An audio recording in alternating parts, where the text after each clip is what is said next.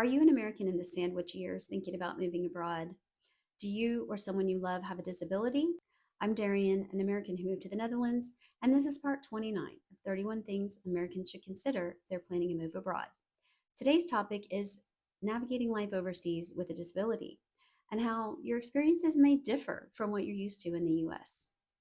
Now, I want to be clear, I don't consider myself disabled, but I do think I'm probably pre disabled because if you live long enough, most of us will experience some form of disability, whether due to aging, illness, or injury. And if you're planning an international move, it's worth thinking ahead. In the US, we often take for granted how deeply the Americans with Disabilities Act has shaped our daily lives. Accessible entrances, elevators, curb cuts, service animal laws, and workplace accommodations are, while not perfect, embedded in both the culture and the legal system. But that's not the case everywhere.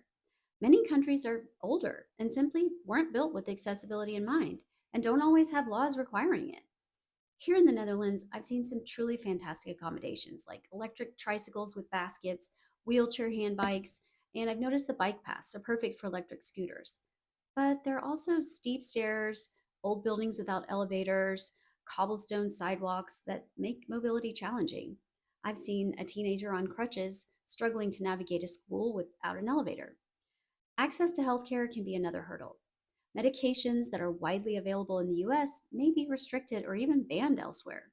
For example, some medications used to treat ADHD in the US aren't even permitted in Japan. And in certain countries, people with specific disabilities may find they're not eligible to immigrate at all. Policies and eligibility criteria vary widely. If you have a child who needs extra support, educational systems abroad may look very different, and it's crucial to plan ahead. In the Netherlands, for example, children with higher support needs are often siloed in specialized schools rather than mainstreamed, like they would be in the US. These schools are taught entirely in Dutch, which makes sense. But if you're moving abroad with an English speaking child, that adds another layer. Usually they would attend a newcomer school to learn Dutch, but they won't get additional support there. So, in order to access help, first they have to learn a new language, and during that process, probably not have accommodations.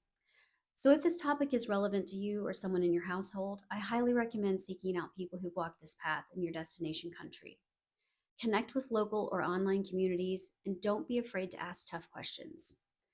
And if you're still weighing whether this kind of move is right for your family, I hope this video gives you a thoughtful starting point for those conversations and that research. I hope to see you tomorrow, part 30.